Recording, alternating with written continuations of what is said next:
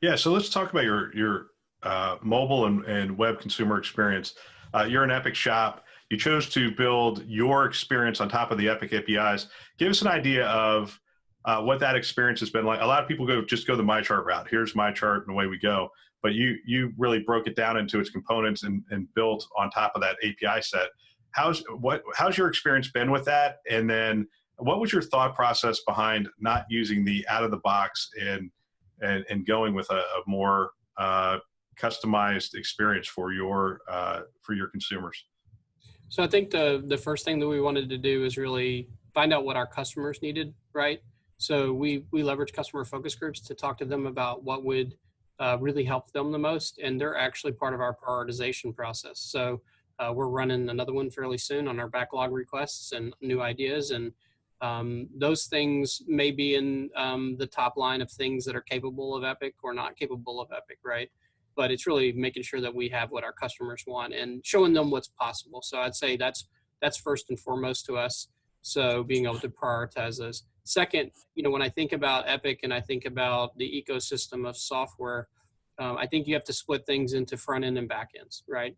You have many things that are back end, and you have, you want to keep the front end single pane of glass. And I think why a lot of folks have gone to a single electronic medical record is because physicians and staff and everyone don't want to be working in 2, 3, 4 systems.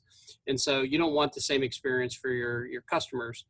So how do you create that single pane of glass experience? And that's by leveraging multiple products. So, Epic doesn't have the capability to do price transparency. Epic doesn't have the capability to check you into an urgent care that's not pre-scheduled.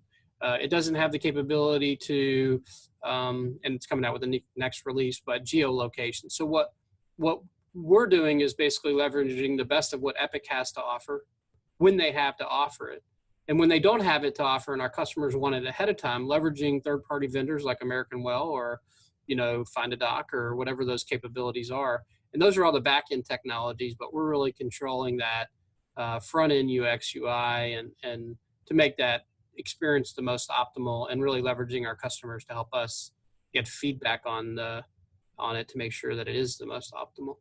Now, I can hear some other CIOs saying, well, what do you have, a team of 100 developers, that kind of stuff? And now I know the answer to this, but I'm just going to ask it.